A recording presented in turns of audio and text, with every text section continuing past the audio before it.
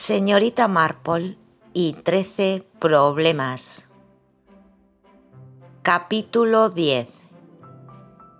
Tragedia navideña. Tengo que presentar una queja, dijo Sir Henry Clithering, mientras sus ojos chispeantes contemplaban a los reunidos.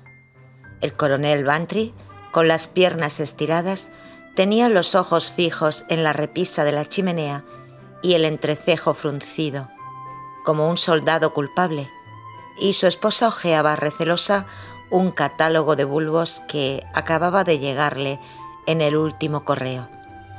El doctor Lloyd observaba con franca admiración a Jane Hellyer y la joven y hermosa actriz sus uñas sonrosadas. Solo aquella anciana solterona, la señorita Marple, hallábase sentada muy erguida, y sus ojos azules se encontraban con los de Sir Henry para preguntarle: ¿Una queja? Una queja y muy seria.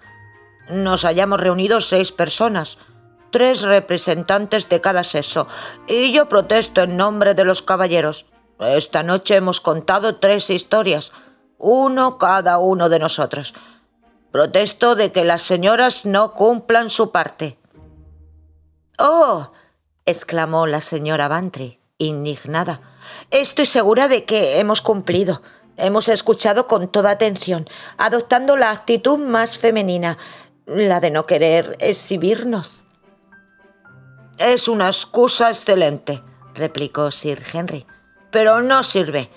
Es que tiene buen precedente en las 1001 noches, de modo que adelante, Sherezade. ¿Se refiere a mí?, preguntó la señora Bantry. Pero si yo no tengo nada que contar, nunca me he visto rodeada de sangre ni de misterios. No ha de tratarse necesariamente de un crimen sangriento, dijo Sir Henry, pero estoy seguro de que una de nuestras 3 damas tiene algún misterio pequeñito. Vamos, señorita Marple, cuéntenos la extraña coincidencia de la mujer de la limpieza o el misterio de la reunión de las madres de familia. No me desilusione usted en St. Mary Mead. La señorita Marple meneó la cabeza. Nada que pudiera interesarle, Sir Henry. Tenemos nuestros pequeños misterios, por supuesto. 1 kilo de camarones que desaparecieron de la manera más incomprensible. Pero eso no puede interesarle porque resultó ser muy trivial, aunque arrojara mucha luz acerca de la naturaleza humana. Usted me ha enseñado a amarla, replicó Sir Henry en tono solemne. ¿Y qué nos cuenta usted, señorita Hellyer?, preguntóle el coronel Bantry. Debe de haber tenido algunas experiencias interesantes. Sí, desde luego, intervino el doctor Lloyd. ¿Yo?, dijo Jane. ¿Es que quieren que les cuente algo que me haya ocurrido? A usted o a uno de sus amigos, rectificó decididamente Sir Henry. Oh, dijo Jane con aire ausente. No creo que nunca me haya ocurrido nada. Me refiero a esa clase de cosas. He recibido muchas flores, por supuesto, y extraños mensajes, pero es propio de los hombres, ¿no les parece? No creo... Y haciendo una pausa quedó absorta en sus recuerdos. Veo que tendremos que resignarnos a saber lo que fue del kilo de camarones, dijo Sir Henry. Empiece, señorita Marple. ¿Es usted tan aficionado a las bromas, Sir Henry? Lo de los camarones es una tontería, pero ahora que lo pienso, recuerdo un incidente. En realidad, no se trata de un incidente, sino de algo mucho más serio. De una tragedia. Y yo, en cierto modo, me vi mezclada en ella. Y nunca me he arrepentido de lo que hice. No, en absoluto. Pero no ocurrió en St. Mary Mead. Eso me decepciona, dijo Sir Henry. Pero procuraré sobreponerme. Sabía que podíamos confiar en usted. y adoptó la posición del que escucha, mientras la señorita Marple enrojecía ligeramente. «Espero saber contarlo como es debido», disculpóse preocupada. «Siempre tengo tendencia a divagar. Me voy de una cosa a otra sin darme cuenta. Y es tan difícil recordarlo todo con el orden debido. Tienen que perdonarme si les cuento mal la historia. Ocurrió hace tanto tiempo. Como digo, no tiene relación alguna con St. Mary Mead. A decir verdad, ocurrió en un hidro... ¿Se refiere a uno de esos aviones que van por el mar?», preguntó Jane con los ojos muy abiertos. «No, querida», dijo la señora Bantry, explicándole que se trataba de un balneario, y su esposo agregó este comentario. «Son unos lugares horribles, horribles. Hay que levantarse temprano para beber un vaso de agua con gusto a demonios. Hay montones de mujeres sentadas por todas partes y charlando todo el día sin parar. Cielos, cuando pienso...» «Vamos, Arthur», dijo su esposa en tono amable. «Sabes que te sienta admirablemente». «Montones de mujeres comentando escándalos», gruñó el coronel Bantry. «Eso sí, me temo que es cierto», dijo la señorita Marple. «Yo misma...» «Mi querida señorita Marple», exclamó el coronel, horrorizado. «No quise decir ni por un momento...» Con las mejillas sonrosadas y un ademán de su mano, la señorita Marple le hizo callar. «Pero sí es cierto, coronel Bantry. Solo quería decirle esto. Déjeme ordenar mis ideas.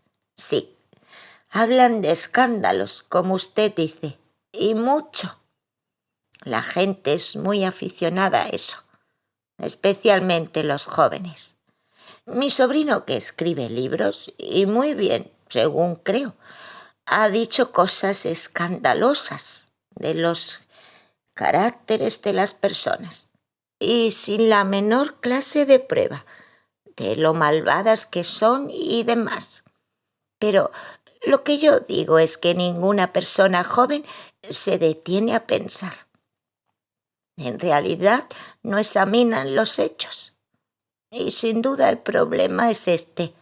¿Cuántas veces son ciertas las habladurías, como usted las llama? Y como les digo, yo creo que si en realidad las examinaran, descubrirían que son ciertas 9 veces de cada 10.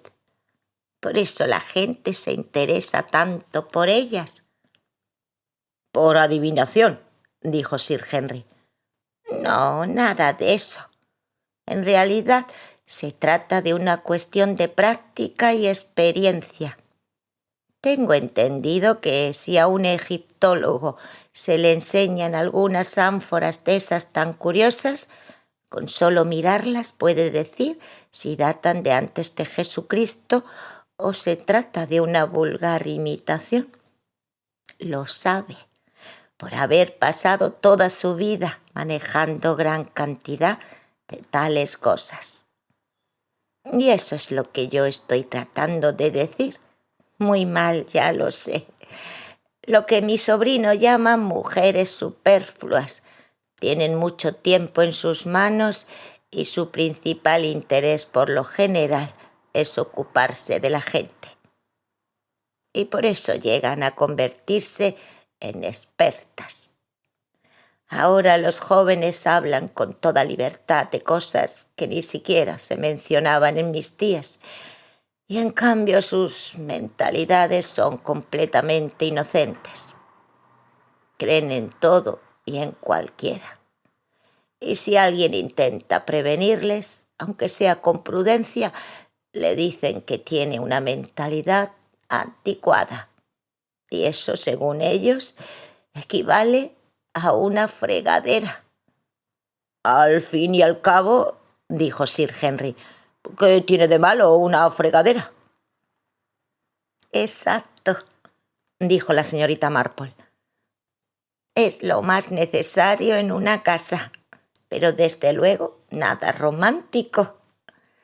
Ahora debo confesarles que yo tengo mis sentimientos como cualquiera y algunas veces me hieren profundamente los comentarios impremeditados. Sé que a los caballeros no les interesan las cuestiones domésticas, pero debo mencionar a una doncella, Ethel, una muchacha muy atractiva y cumplidora en todo. Ahora bien, en cuanto la vi, me di cuenta de que pertenecía al mismo tipo de Annie Webb y la hija de la pobre señora Bruit. Si se le presentaba ocasión, ni lo tuyo ni lo mío no significarían nada para ella. De modo que la despedí a fin de mes, dándole una carta de recomendación en la que decía que era honrada y sensata, pero por mi cuenta advertí a la señora Edwards de su defecto, para que no la tomara, y mi sobrino Raymond se puso furioso y dijo que nunca había visto una maldad semejante. Sí, maldad. Pues bien, entró en casa de Lady Aston, a quien yo no tenía obligación de advertir. ¿Y qué ocurrió? Desaparecieron todos los encajes de su ropa interior y 2 broches de brillantes. La muchacha se marchó a medianoche y nadie ha vuelto a saber noticias de ella. La señorita Marple hizo una pausa para tomar aliento y luego continuó. Ustedes dirán que esto no tiene nada que ver con lo que ocurrió en Keston Spa Hydro, pero lo tiene en cierto modo. Explica que yo no tuviera la menor duda, desde el momento en que vi juntos a los Sanders, de que él pretendía deshacerse de ella. ¿Eh? Exclamó Sir Henry, inclinándose hacia adelante. La señorita Marple volvió su apacible rostro hacia él. Como le decía, Sir Henry, no me cupo la menor duda. El señor Sanders era un hombre corpulento, bien parecido, de rostro coloradote, muy franco en su trato y popular entre todos, y nadie podía ser más amable con su esposa. Pero yo sabía que trataba de deshacerse de ella. Mi querida señorita Marple. Sí, lo sé. Eso es lo que diría mi sobrino Raymond West, que no tenía la menor prueba. Pero yo recuerdo a Walter Holmes. Una noche que volvía paseando con su esposa, ella cayó al río y él cobró el dinero del seguro. Y también recuerdo a un par de personas que andan sueltas por ahí hasta la fecha. Por cierto que una de ellas pertenece a nuestra misma esfera social. Marchó a Suiza para hacer excursiones durante el verano con su esposa. Y le aconsejé que no fuera. La pobre ni siquiera se enfadó conmigo. Se limitó a reír. Le parecía tan gracioso que una viejecilla como yo le dijera semejantes cosas de su Harry. Bien. Hubo un accidente y ahora Harry está casado con otra. Pero, ¿qué podía hacer yo? Lo sabía, pero no tenía la menor prueba. «Oh, señorita Marple», exclamó la señora Bantry, «¿no querrá decir...?» «Querida, estas cosas son muy corrientes. Ya lo creo que lo son. Y los caballeros se sienten especialmente tentados por ser mucho más fuertes que nosotras. Es tan fácil que parezca un accidente. Como les digo, en cuanto vi a los Sanders, lo supe. Fue en un tranvía. Estaba lleno y tuve que subir a la Imperial. Nos levantamos los 3 para apearnos y el señor Sanders perdió el equilibrio empujando a su esposa y haciéndola caer escaleras abajo. Por fortuna, el cobrador era un hombre fuerte y logró sujetarla. Pero pudo tratarse muy bien de un accidente. Desde luego que lo fue. Nada pudo parecer más accidental, pero el señor Sanders había pertenecido a la marina mercante, según me dijo, y un hombre que es capaz de conservar el equilibrio en uno de esos barcos que se inclinan tanto, no lo pierde en la imperial de un tranvía, cuando no lo perdió una vieja como yo. No me diga. De todas formas, estaba usted muy convencida, señorita Marple, manifestó Sir Henry. Completamente convencida. La anciana asintió. Estaba bastante segura, pero otro incidente ocurrido al cruzar la calle no mucho después me convenció todavía más. Ahora le pregunto a usted, Sir Henry, ¿qué podía hacer yo? Allí estaba una mujer casada y feliz que no tardaría en ser asesinada. Mi querida amiga, me deja usted sin aliento. Eso es porque, como la mayor parte de la gente de hoy en día, no hace usted frente a los hechos. Prefiere pensar que ciertas cosas son imposibles. Pero era así, y yo lo sabía. Pero una se ve atada de pies y manos. Por ejemplo, no podía acudir a la policía, y el advertir a la joven hubiera sido inútil. Estaba enamorada de aquel hombre, de modo que me dispuse a averiguar todo lo que pudiera acerca de ellos. Hay un sinfín de oportunidades mientras se hace labor alrededor del fuego. La señora Sanders, Gladys era su nombre de pila, estaba deseosa de hablar. Al parecer no llevaban mucho tiempo de casados. Su esposo debía heredar algunas propiedades, pero por el momento estaba bastante mal de dinero. En resumen, vivían de la pequeña renta de ella. Ya había oído la misma historia de otras veces. Se lamentaba de no poder tocar el capital. Al parecer, alguien había tenido un poco de sentido común. Pero el dinero era suyo y podía dejárselo a quien quisiera. Según averigüé, ella y su esposo habían hecho testamento, poco después de su matrimonio, uno en favor del otro. Muy conmovedor. Claro que cuando a Jack le fueran bien las cosas. Era una carga que debían soportar y entre tanto andaban bastante apurados. En la actualidad tenían una habitación en el piso más alto, entre las del servicio, y tan peligrosa en caso de incendio, aunque tenían una escalera de incendios precisamente delante de la ventana. Me interesé prudentemente por si tenían balcón. ¿Son tan peligrosos? Y un empujón y... Le hice prometer que no se asomaría al balcón, diciéndole que había tenido un sueño. Eso la impresionó. Puede hacerse algún bien a veces, aprovechándose de las supersticiones.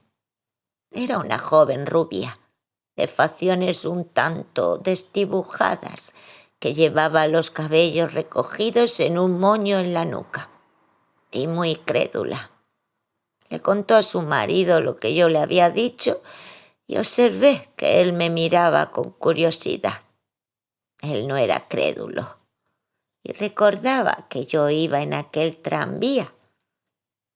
Pero yo estaba preocupada, muy preocupada, porque no sabía cómo engañarle.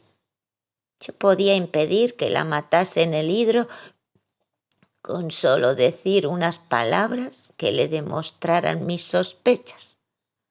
Pero eso únicamente significaría aplazar su plan hasta más tarde. No, empecé a creer que la única política aconsejable era la osadía y de un modo u otro tenderle una trampa.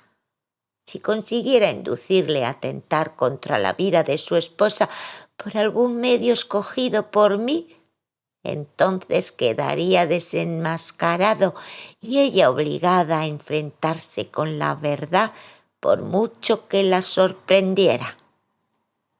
«Me deja usted sin respiración», dijo el doctor Lloyd. «¿Qué plan podría usted adoptar?» «Hubiera encontrado alguno, no tema», replicó la señorita Marple. «Pero aquel hombre era demasiado listo para mí y no esperó. Pensó que yo podía sospechar y por ello se dispuso a actuar antes de que pudiera asegurarme. Y sabiendo que yo recelaría de un accidente, cometió un crimen. Temo haberlo expuesto con bastante brusquedad. Debo tratar de explicarles exactamente lo ocurrido. Siempre he experimentado un sentimiento de amargura al recordarlo. Me parece como si debiera haberlo evitado a toda costa. Pero sin duda la providencia es más sabia. De todas formas hice lo que pude». Todos contuvieron el aliento, y la señorita Marple hizo un gesto de asentimiento con los labios apretados. Se respiraba una atmósfera extraña, como si flotara una amenaza en el aire oprimiéndonos a todos. El presentimiento de una desgracia. Para empezar, primero murió George, el portero, que llevaba 2 años en el balneario y conocía a todo el mundo. Cogió una pulmonía complicada con bronquitis y falleció al 4.º día. Fue muy triste para todos y además 4 días antes de Navidad. Y luego una de las camareras, una chica muy simpática, se le infectó un dedo y murió a las 24 horas de iniciarse la infección. Yo me encontraba en el salón con la señorita Trollope y la anciana señora Carpenter, y ésta se mostraba terriblemente pesimista. «Fíjense bien en lo que les digo», anunció. «Este no es el fin. ¿Conocen el refrán? No hay 2 sin 3. Siempre resulta cierto. Tendremos otra muerte. No me cabe la menor duda. Y no habrá que esperar mucho. No hay 2 sin 3. Cuando dijo estas últimas palabras meneando la cabeza y haciendo tintinear sus agujas de hacer punto, miré hacia el señor Sanders, que acababa de hacer su aparición junto a la puerta. Por un momento le pillé desprevenido y pude leer en su rostro con la misma facilidad que un libro abierto.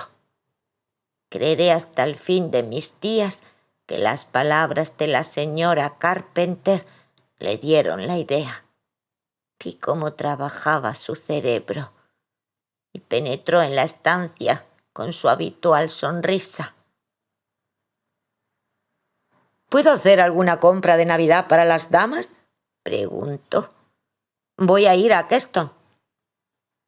Permaneció en nuestra compañía por espacio de unos minutos, riendo y charlando, y luego se marchó. Como les digo, yo estaba preocupada y dije inmediatamente: «¿Dónde está la señora Sanders? ¿Lo sabe alguien?». La señora Trollope dijo que había ido a jugar al bridge con unos amigos suyos, los Mortimer, y me tranquilicé de momento. Pero seguía preocupada por no saber qué hacer.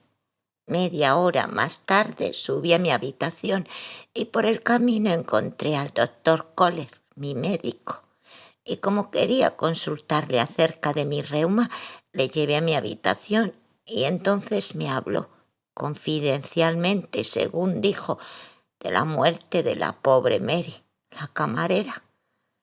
El gerente no quería que se supiera y por ello me aconsejó que no se lo dijera. Desde luego, yo no le dije que no hablábamos de otra cosa desde hacía 1 hora, cuando la pobre joven exhaló el último suspiro.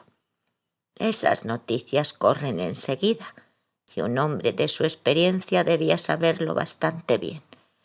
Mas el doctor Kohler fue siempre un individuo que creía lo que quería creer, que no recelaba de nadie, y eso fue lo que me alarmó un minuto más tarde, al decirme que Sanders le había pedido que echara un vistazo a su esposa, pues últimamente no hacía bien las digestiones, etc. Y aquel mismo día Gladys Sanders me había dicho que había hecho maravillosamente la digestión y que estaba muy contenta. ¿Comprenden? Todas mis sospechas volvieron a mí centuplicadas. Estaba preparando el camino. ¿Para qué? El doctor Kohler se marchó antes de que yo me hubiera decidido a hablarle, aunque de haberlo hecho no hubiera sabido qué decir. Cuando salí de la habitación, Sanders en persona bajaba del piso de arriba. Iba vestido para salir y me preguntó si quería algún encargo para la ciudad. Haciendo un esfuerzo terrible, conseguí contestarle amablemente. Y luego fui al vestíbulo para pedir un té. Recuerdo que eran más de las 5:30. Ahora quisiera explicarles claramente lo que ocurrió a continuación. A las 7:45 seguían aún en el vestíbulo cuando vi entrar al señor Sanders, acompañado de 2 caballeros, y los 3 venían muy alegres. El señor Sanders, dejando a sus amigos, vino hacia donde yo me encontraba sentada con la señorita Trollope para pedirnos consejo acerca del regalo de Navidad que pensaba hacer a su esposa. Se trataba de un bolso de noche muy elegante. «Y comprenden, señoras», nos dijo, «yo soy simplemente un rudo lobo de mar. ¿Cómo voy a entender de estas cosas? Me han enviado 3 para que escoja y deseo conocer una opinión entendida».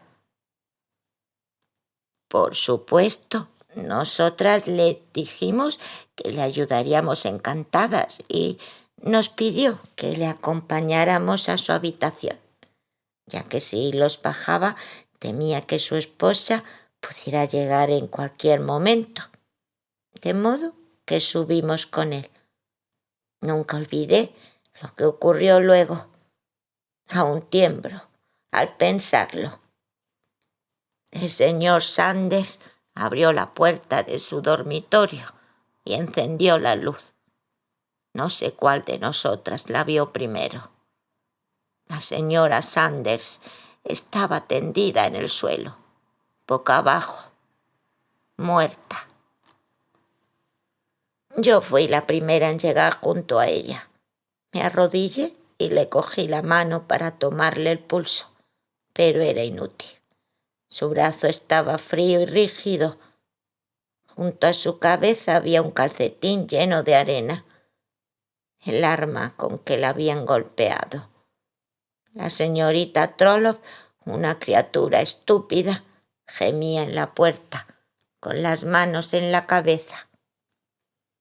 Sanders gritó, «¡Mi esposa! ¡Mi esposa!», y corrió hacia ella.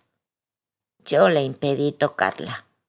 Comprendan, en aquel momento estaba segura de que había sido él y tal vez quisiera ocultar alguna cosa. «No hay que tocar nada», le dije. «Domínese, señor Sanders. Señorita Trollope, haga el favor de ir a avisar al gerente». Yo permanecí arrodillada junto al cadáver. No quería que Sanders quedara a solas con él, y no obstante tuve que adivinar que si el hombre estaba fingiendo, lo hacía maravillosamente. Daba la impresión de estar asombrado, fuera de sí.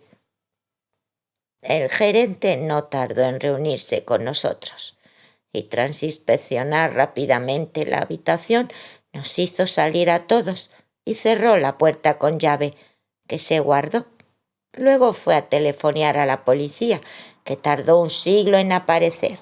Luego supimos que la línea estaba estropeada. El gerente tuvo que enviar a un mozo al puesto de policía y el hidro está fuera de la ciudad, al borde de los páramos. La señora Carpenter estaba muy satisfecha de que su profecía "no hay dos sin tres" se hubiera cumplido tan rápidamente. Oí decir que Sanders paseaba por los alrededores con las manos en la cabeza, gimiendo y demostrando un gran pesar. Sin embargo, al fin llegó la policía y subieron arriba con el gerente y el señor Sanders. Más tarde enviaron a buscarme. El inspector escribía sentado ante una mesa. Era un hombre inteligente y me agradó. ¿La señorita Marple?, preguntó. Sí. Tengo entendido que estaba usted presente cuando fue encontrado el cadáver de la difunta. Respondí que sí y pasé a contarle lo ocurrido. Creo que para el buen hombre fue un alivio encontrar a alguien que respondiera a sus preguntas con coherencia, después de haber tenido que tratar con Sanders y Emily Trollope, que estaba completamente desmoralizada. Es natural, la pobrecilla.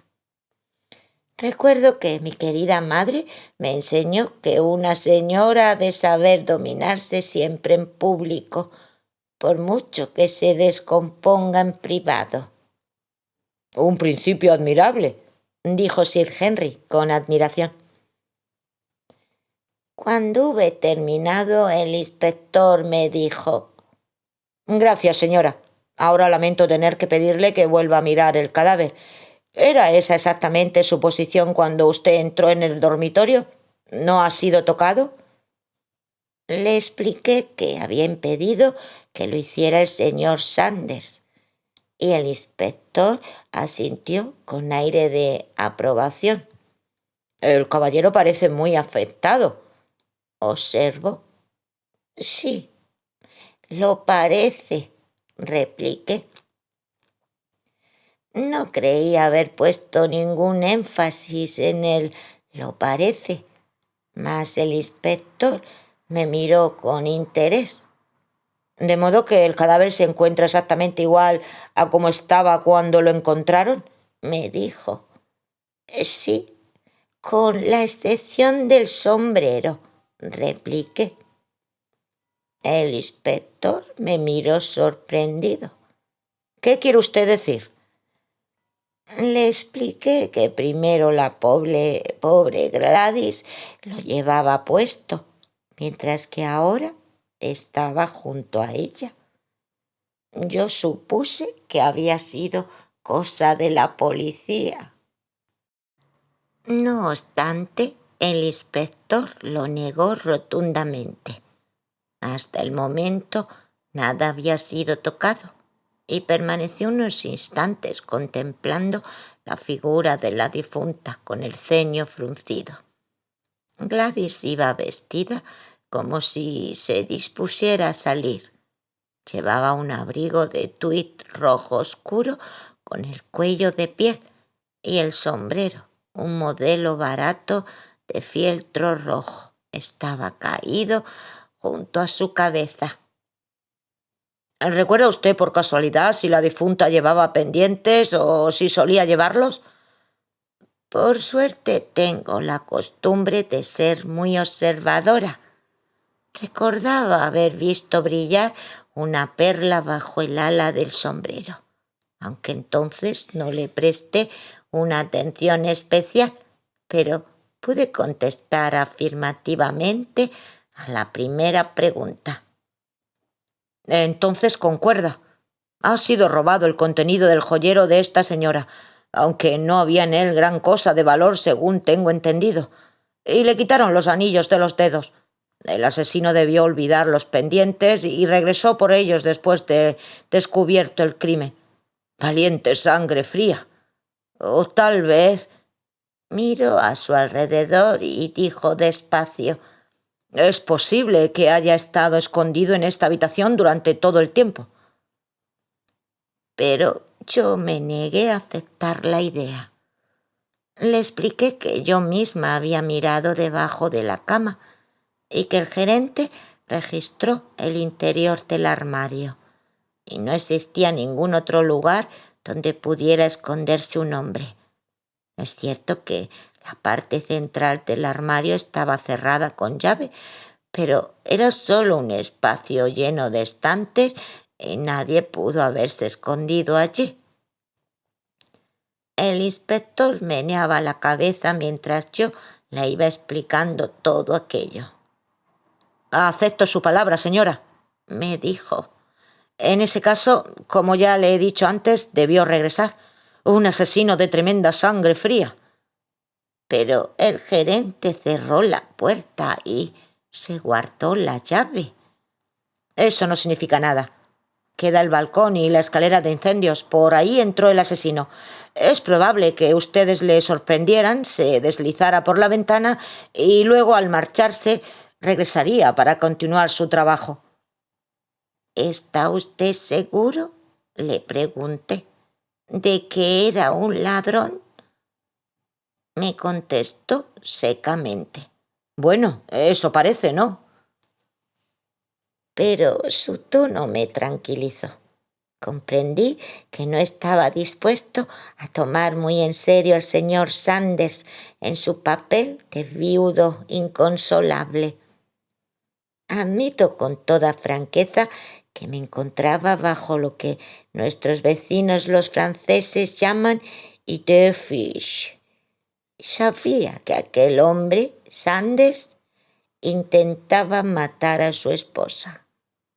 Y no me cabía en la cabeza la extraña y fantástica posibilidad de la coincidencia.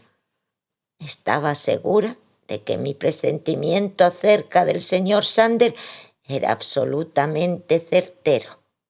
Aquel hombre era un malvado. Y a pesar de todos sus fingimientos hipócritas, su dolor no me impresionó lo más mínimo. Recuerdo haber pensado que su sorpresa y dolor estaban magníficamente fingidos, y debo admitir que después de mi conversación con el inspector sentía una extraña sensación de duda. Porque si Sanders había sido el autor de aquel horrible crimen, yo no podía imaginar razón alguna por la que debiera haber vuelto por la escalera de incendios a quitar los pendientes a su esposa. No era razonable, y Sanders era un hombre muy sensato. Por eso le consideré siempre tan peligroso. La señorita Marple contempló unos instantes a sus oyentes. ¿Vislumbran tal vez a dónde quiero ir a parar? En este caso, creo que estaba tan segura que eso me cegó, y el resultado me causó profunda sorpresa, ya que se probó sin la menor duda posible de que el señor Sanders no pudo cometer el crimen. La señora Bantry contuvo el aliento sorprendida, y la señorita Marple volvióse hacia ella. Sé, querida, que no era eso lo que usted esperaba cuando empecé la historia, pero los hechos son los hechos. Y si se demuestra que uno se ha equivocado, hay que ser humilde y volver a empezar de nuevo. Yo sabía que el señor Sanders era un asesino en potencia, y nunca ocurrió nada que destruyera esta opinión. Y ahora supongo que le bastará saber lo que ocurrió en realidad.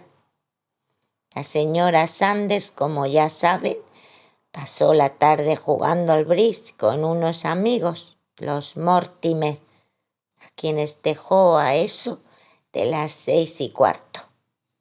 De la casa de sus amigos al hidro había un cuarto de hora paseando. Y algo menos a buen paso. Nadie la vio entrar. De modo que debió hacerlo por la puerta lateral y subir directamente a su habitación. Allí se cambió. El traje chaqueta que llevó para jugar al bridge estaba colgado en el armario y se disponía a salir otra vez cuando la mataron. Es muy posible que no llegara a enterarse de quién la golpeó. Tengo entendido que un calcetín relleno de arena es un arma eficiente. Eso hace creer que su agresor debía estar escondido en la habitación, posiblemente en uno de los armarios, el que no abrió. Ahora pasemos a relatar los movimientos del señor Sanders.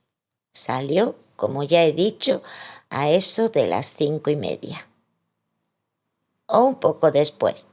Realizó algunas compras en un par de tiendas y cerca de las 6 entró en el Gran Hotel Spa, donde se reunió con 2 amigos, los mismos que más tarde le acompañaban al hidro. Imagino que estuvieron jugando al billar y tomaron bastante whisky. Esos 2 hombres, Hitchcock y Spencer, se llamaban, estuvieron con él desde las 6 en adelante. Fueron caminando con él hasta el hidro y solo se separó de ellos para venir a hablarme a mí y la señorita Trollope. Y eso fue cerca de las 7 menos cuarto, hora en que su esposa debía estar ya muerta. Debo decirles que yo misma hablé con esos 2 amigos y no me gustaron. No eran ni simpáticos ni caballeros, pero tuve la certeza de que decían absolutamente la verdad al declarar que Sanders había pasado todo el tiempo en su compañía. Luego se averiguó otra cosa. Al parecer, durante la partida de bridge, llamaron por teléfono a la señora Sanders. Un tal señor Lidburn deseaba hablar con ella. Pareció excitada y satisfecha por algo. Incidentalmente cometió un par de errores importantes y se marchó antes de lo que esperaban. Le preguntaron al señor Sanders si sabía si aquel señor Lidburn se contaba entre las amistades de su esposa, mas declaró que nunca había oído aquel nombre. Y a mí me pareció, por la actitud de su esposa, que ella tampoco debía saber gran cosa de aquel Lidburn. Sin embargo, volvió del teléfono sonriente y ruborizada, lo cual hace suponer que quienquiera que fuese no nos dio su verdadero nombre, y eso en sí tiene un aspecto sospechoso, ¿no les parece? De todas formas, el problema quedaba planteado así. O bien era cierta la historia del ladrón, cosa improbable, o la teoría de que la señora Sanders se estaba preparando para ir a reunirse con alguien. Ese alguien entraría en su habitación por la escalera de incendios. ¿Hubo una pelea? ¿O la atacó a traición? La señorita Marple se detuvo. ¿Y bien?, preguntó Sir Henry. ¿Cuál es la solución? Me estaba preguntando si la habría adivinado alguno de ustedes. Nunca he sido buena adivina, repuso la señora Bantry. Me parece una lástima que Sanders tuviera una coartada tan maravillosa, pero si a usted le satisfizo, tenía que ser cierta. Jane Hellyer hizo una pregunta, moviendo su hermosa cabecita. ¿Por qué estaba cerrada la parte del armario? ¡Qué inteligente es usted, querida!, dijo la señorita Marple, con el rostro resplandeciente. Eso es lo que yo me pregunté. aunque la explicación era bien sencilla.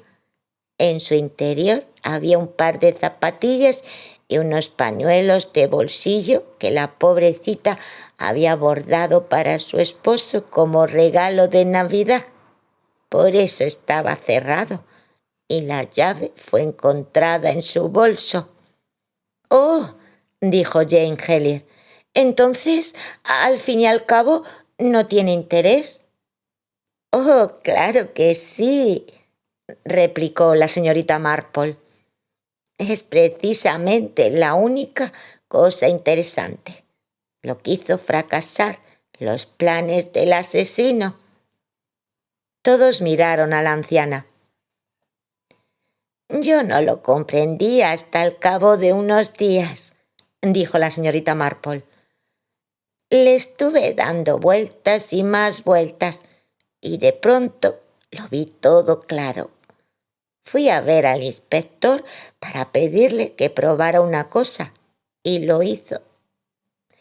Le pedí que le pusiera el sombrero a la pobre difunta, y no pudo. Por supuesto, no le cabía. ¿Comprende? No era suyo». La señora Bantry se sobresaltó. «Pero no lo tenía puesto al principio». «En su cabeza, no». La señorita Marple se detuvo en un momento para dejar que sus palabras causaran impresión. Y luego continuó. «Dimos por hecho que aquel cadáver era el de la pobre Gladys, pero no le miramos la cara. Recuerden que estaba boca abajo y el sombrero le tapaba toda la cabeza». «¿Pero fue asesinada?» «Sí, más tarde, en el momento en que nosotros avisamos a la policía. Gladys Sanders estaba viva y perfectamente». «¿Quiere decir que otra se fingió muerta? Pero, sin duda, cuando usted la tocó...» «Era un cadáver lo que yo toqué, desde luego», replicó la señorita Marple en tono grave. «Pero válgame el cielo», dijo el coronel Bantry. «No es posible deshacerse de un cadáver con tanta facilidad. ¿Qué hicieron después con el primero?» «Lo devolvió», dijo la señorita Marple.